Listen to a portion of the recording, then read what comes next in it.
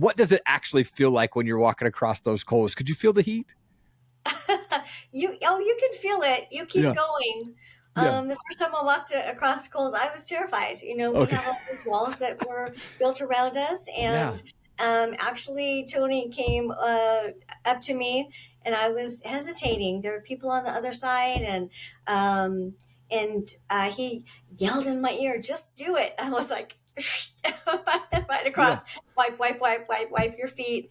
And the second time, better. Yeah. The third time, I got a little uh, relaxed about it, and I burned my feet a little bit.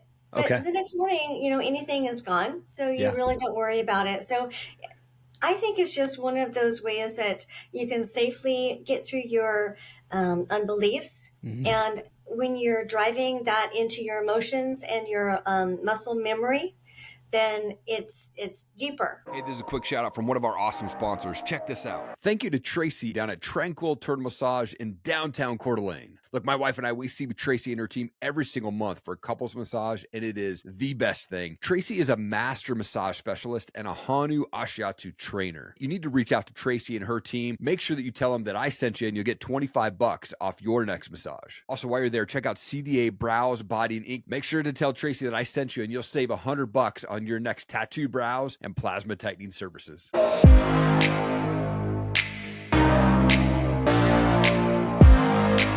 DL, you're the chief investor developer at Honors Way Group and a retired engineer. You've been in commercial real estate investing and developing for 19 plus years.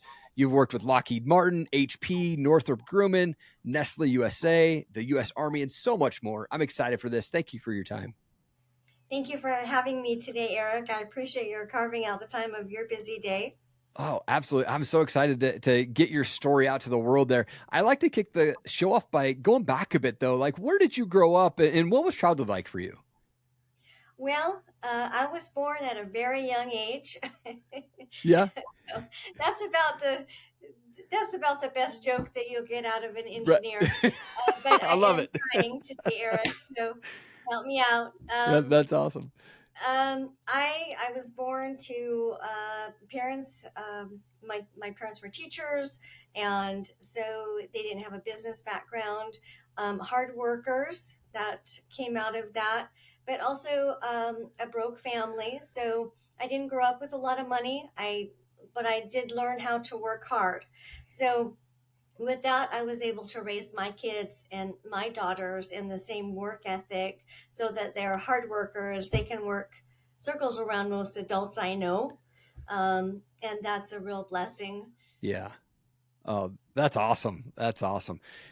For me, I grew up listening to guys like Tony Robbins, and just those motivational speakers that really helped change my mindset in life.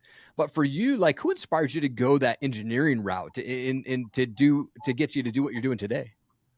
Well, I have been to a number of Tony Robbins events as an adult. That's I've awesome. walked across the coals 4 times. Come So on. That's amazing. yeah, all in there. And it really helps you to push past your limits, your limitations, your mental, emotional, spiritual limitations. And you just feel like you can do anything. You can take on the world. Um, I actually had wanted to be a surgeon when I was in high school. And because of my socioeconomic position, I went a different route. Now I'm all into naturopathic therapy, homeopathic, chiropractic, and totally Yeah. against surgery. So I think the Lord had a purpose, even way back then. I'm very logic oriented. And so that's why my career as an engineer or as a commercial real estate investor developer, it really keys into the way I'm wired. So I'm happier, and I think that if people know how they're wired, if they're people driven or if they're task driven, then they're just happier in their life doing what they're naturally good at. Yeah. Oh man, that's awesome. I think it's so good to just, if you rely on what the Lord's given you as a gift, right? To go in and just all in for that. When you talked about walking on the coals with Tony Robbins, though, that's a huge like goal of mine. What does it actually feel like when you're walking across those coals? Could you feel the heat? you can feel it. You keep Yeah. going. Yeah. The first time I walked across Coles, I was terrified. We Okay. have all these walls that were built around us, Yeah.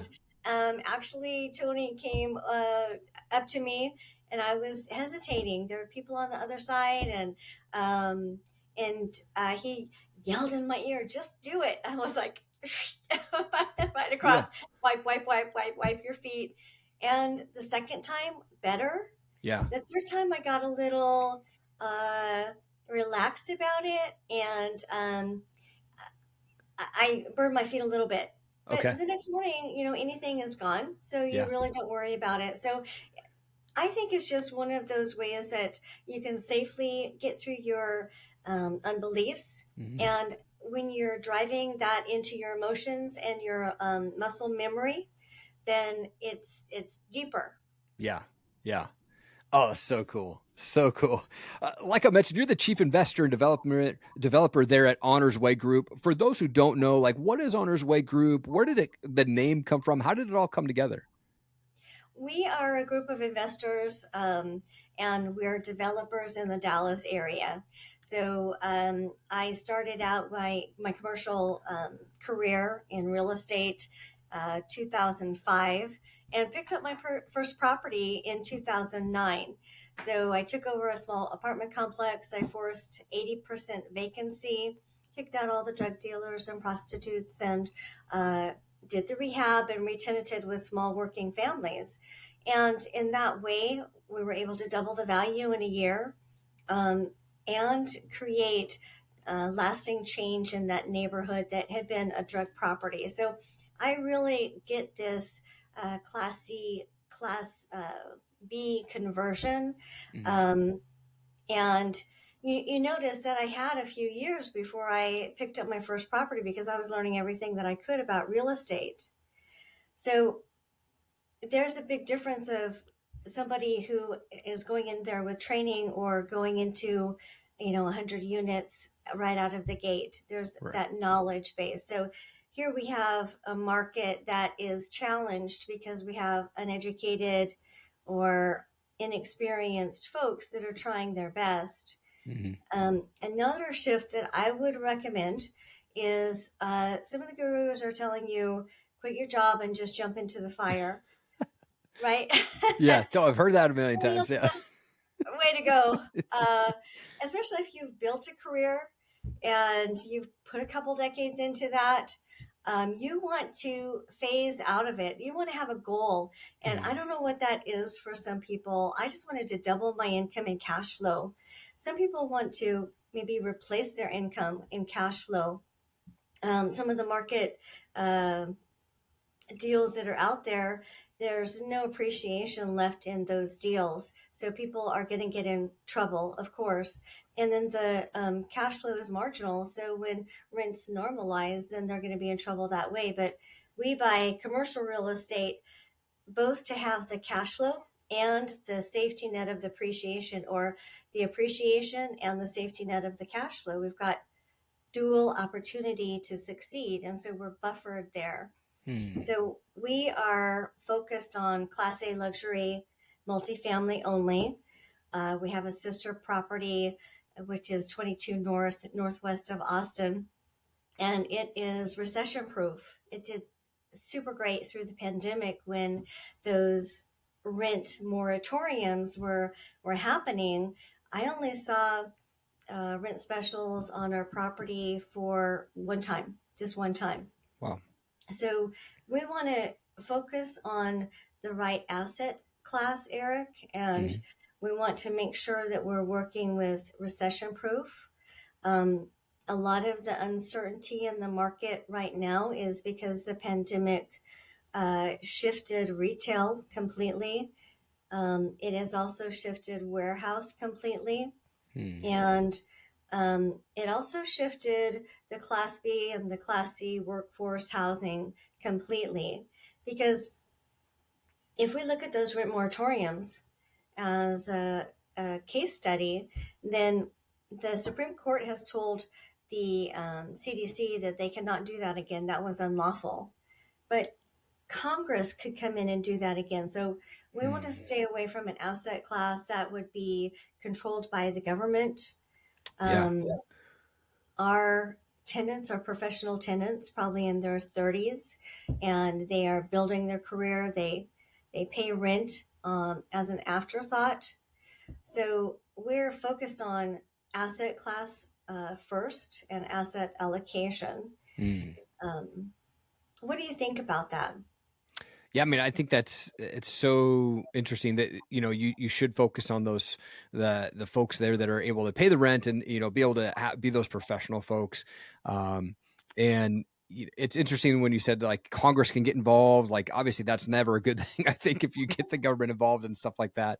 Eh, yeah, so I think it's good that you focus on that area and kind of leaning towards kind of what I was interested in hearing more from you about is you guys have this brand new, or you're developing a 450 class A luxury garden style units there, right there in the Dallas area. It looks amazing from the website there. Can you deep dive into that project a little bit more?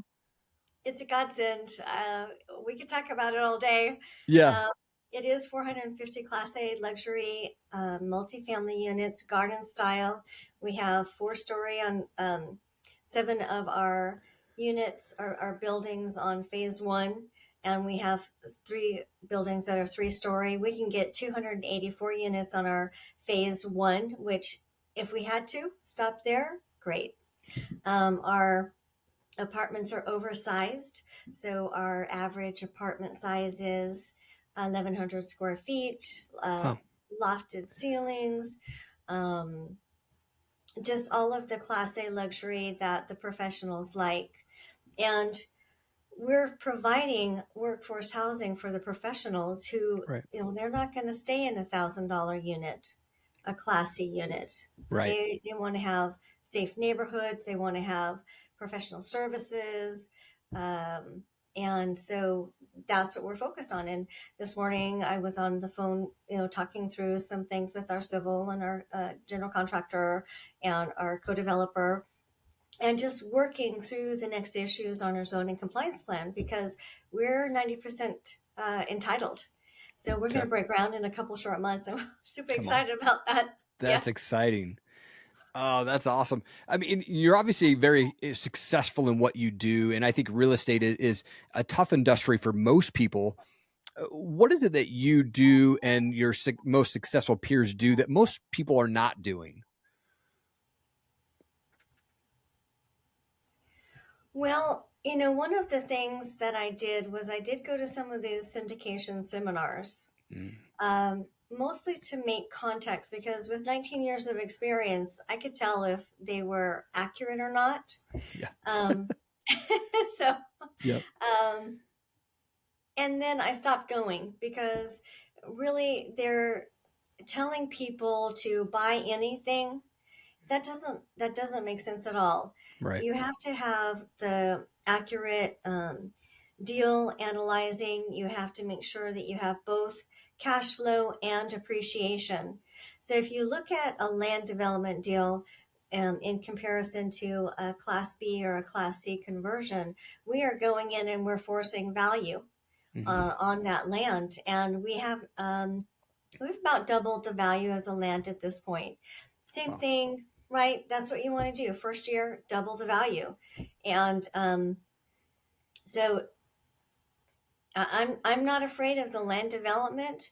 The Lord has walked us through. He has kept us in the safe path.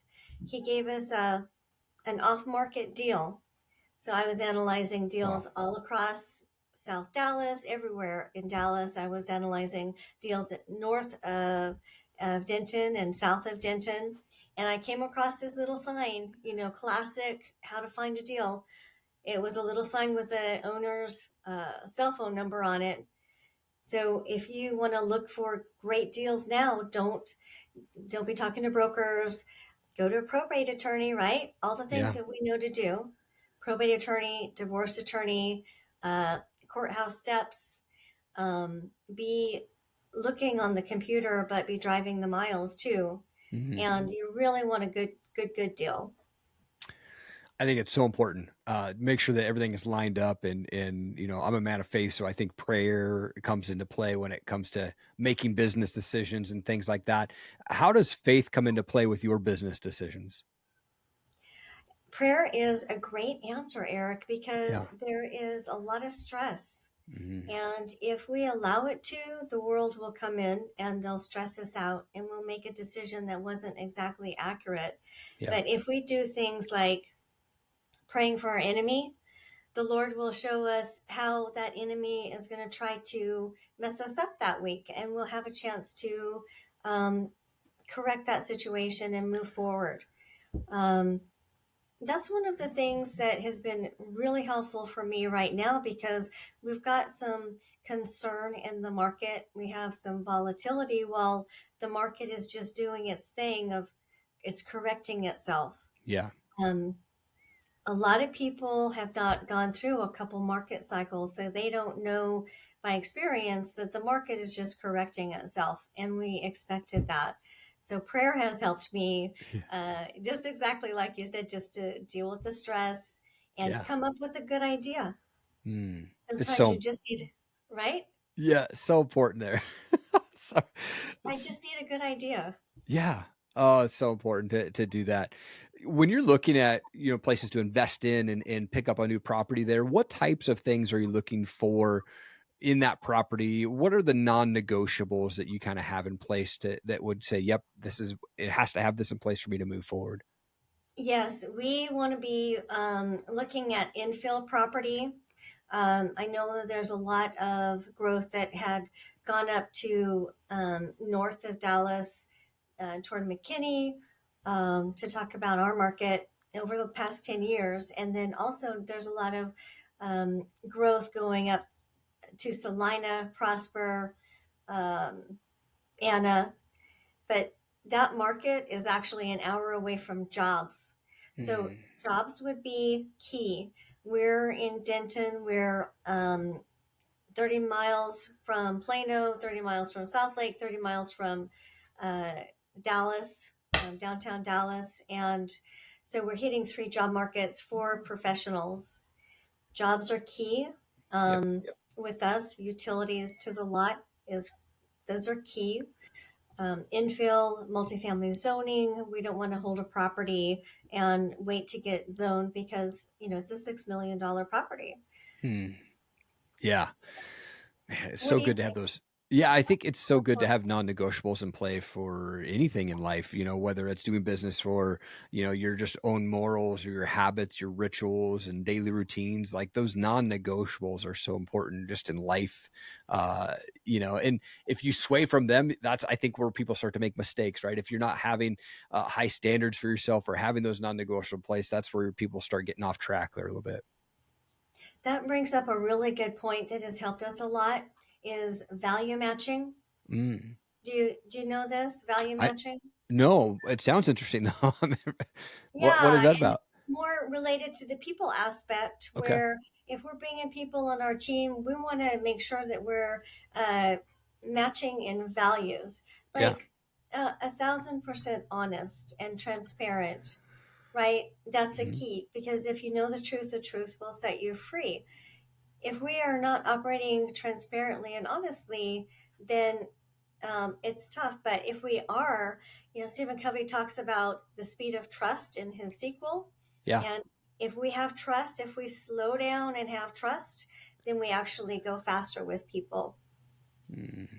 That's so good. So Yeah, good aren't there. they smart? They're so smart. Yeah. I mean, and as you were saying that, I'm like, man, the people that I've connected with and related with most, we have that value matching going on. And the people that Yes. I've done things with, it's so good there. And you've invested a ton of money, over $100,000 into really education and, learning more about commercial real estate and asset protection, tax reduction strategies, all of that. And even Tony Robbins was so good. What has been the hardest lesson though that you've learned, and how did you get through that on this journey of real estate and engineering that you've had? The hardest lesson, there's a lot to choose from, Yeah. right? One of the challenges that I've had as a woman who is in commercial real estate is when I was in California, I had a tough time getting people to work with me, even though I had a really successful engineering career and I had all the education in commercial real estate. Um, so what I did was I picked a project that I could handle on my own, and instead of trying to reach for the stars, I did have a great six-figure income. 130,000. How 15 years ago, I Wow. guess it was. And Oh, so, that's awesome. yeah, so that was pretty good. Yeah. Um, and so I picked up a property that I could manage. And when the property needed money, then I gave it money, and the property paid me back. And when it needed time, I gave it time. And the property actually paid me back very well, because I got to the point where we could get all our rents in the first week of the month, pay bills, and do all the repairs the first week of the month. And then I could travel 3 weeks. Mm. Then I could go visit my kids out of state. I could work in the morning and play in the afternoon. And so it does give you a lot of flexibility when you do that. So I would say that would be a great reason for anybody looking at commercial real estate to think, really, how can I do this? The writing is on the wall, guys. You have to do something to diversify. Hmm. You have to do something different. We can't store our money in banks. We can't store our money in the stock market. The stock market will take it. But if you have a hard asset, then you can put your money into the hard asset and it's not going to walk away. Hmm. Yeah, that's so good. So good. I think it's so important to diversify and even as entrepreneurs, I think as a minimum, like you should have 7 streams of income, right? 7 different areas that you're having some sort of cash flow come in. And it's so good to diversify. I think that's a key takeaway for people listening to this show there. So we talked about, you've got this, 450 Class A luxury garden style units you're developing right now. What else is on your plate right now? What are you most excited about right now? Nothing. Okay. And that's a completely opposite paradigm. Yeah. And that's one of the reasons I stopped going to the syndicator, uh, workshops, Yeah. excuse me, is because this is all we're focused on. Mm. This is about a um, 4 or 5 deals in one. It's Yeah. huge. Yeah. And we're not focused on going out and getting 1,000 units this year, or 5,000 units in 2 years or whatever. We want to stay focused on this property. Yeah. We want to give our investors a good, solid return. We want to be true to our civil, our excuse me, our engineers, our architects, our general contractor. Now, when my general contractor takes over this property on the horizontals and especially the verticals, then I will start to look for that next project, because they'll get it done. It'll go so fast when we start going vertical. Yeah. So right now, just not a lot. And actually Eric, trying to look for places where I can take a pause and give myself time to think, take a walk around the property, and not do as much, so that I have that bandwidth so I can hear from the Lord, think about next steps, and really get to the best resolution. Yeah. So important to take those breaks. I think I get caught up in the workplace, and I think so many people get caught up in the workplace or a task and not balancing that, family time and business, and really just meditating and listening for the Lord. Part of my daily routine is just spending the first 20 minutes in prayer and meditation, listening to worship music and things like that. What do you get from that?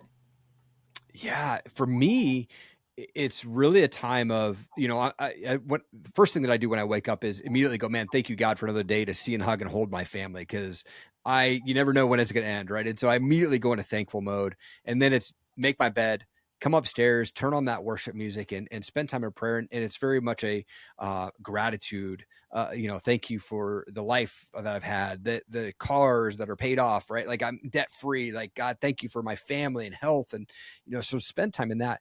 And for me, it's really a time for me to just kind of shut up and let the Lord speak for a moment, right? I've been able to, my music collection for my worship playlist is probably, I think it's like 2 weeks long. So it's got a lot of songs on there. And so when I come in, I hit shuffle on that, and I really just allow I allow God to just play the song that's meant for me for that morning. And sometimes it's like, all right, that song maybe spoke to me. But then there's sometimes where I'm like, all right, God, I hear what you're saying. Like, I need to make this change. And so then I go and I just spend some time in journaling. So it's so important. That's one of my non-negotiables, is spending that time in prayer, even when I'm traveling for work or things like that. For me, it's just that time for me to draw close to God and say, man, God, I'm putting everything that I'm stressing about, everything that I'm thinking about, everything that I want, I just put it at your feet. And I'm just going to go on your timeline. And sometimes that's hard to say, all right, God, I'm going to give you this on my timeline or your timeline, right? Like we all as humans, we want it now, right? So it's that time for me to kind of just slow down, let God speak to me, and really just, direct me in my decisions and life and things like that. It's the safe zone. Yeah. Yep. Absolutely. That's Yeah. Very much the safe zone. And, and I think some people that I've, they want to get in and they think it's all this mystical moment of like, oh man, I have to be lifting my hands and all this stuff. And for me, it's just like, hey, you know what? I just want to come and have a regular conversation with God, and he'll hear me. And it's those moments, I think, where I feel closest to him, that I'm just having this, man-to-man talk with God. Like, man, God, I'm sorry that I had this, I'm sorry that I did this, right? And those moments there. absolutely. It's so important for that. You talked about, you going to see your kids and working and things like that. And there's this, I think the myth of the work-life balance there. How do you, do that myth or that work-life balance, being successful that you are, but still having that time for family and still having that time for walking with the Lord? I really have to work on it because with my personality type, I enjoy work. And Mm. so work is Yeah. also my play. So I have to think, okay, I need to schedule in some fun. And so Yep. it's like an action item that I have to do. And then I'm out with friends, with family, and we're all having a good time. You can come back rested and relaxed and recharged. It can't all be about work. Yeah. So Yeah. I'm still growing. Yeah. Absolutely. Absolutely. One of the things when I spoke with Ed Milet, he had said, look, Erik, you got to understand and know the acronym CANI, CANI, and it's constant and never ending improvement. And so I'm always growing. I'm always trying to see how I can be better at podcasting and talking with people and networking and things like that. So good. This has been a great conversation, DL. Like, what's the best place for folks to connect with you, to support you, to follow you and subscribe to your channels? Absolutely. We do some educational videos for commercial real estate, and you can find our website at honorswaygroup.com. We have a YouTube channel of Honors Way Group, and our current project is the prestige at mayhill.com. So any of those avenues are great. So I appreciate your taking the time to talk with me and do a peer-to-peer conversation, which is so awesome. Oh, this is so good. I loved our conversation. You're an absolute world changer, and so excited to, see this all come into play. And I'll definitely put all the links to your websites and your social media channels down in the show notes. But this has been an amazing conversation. Thank you so much for your time. Thank you, Erik. Thank you so much for checking out the show today. I really appreciate it. I hope that my guest was able to bring you some amazing wisdom and knowledge to help you continue to fight for your goals, your dreams, and your purpose. If you could do me one big favor and just hit that subscribe button, I would so appreciate it. Thank you so much for your time. Keep changing the world. I believe in you. Have an amazing day.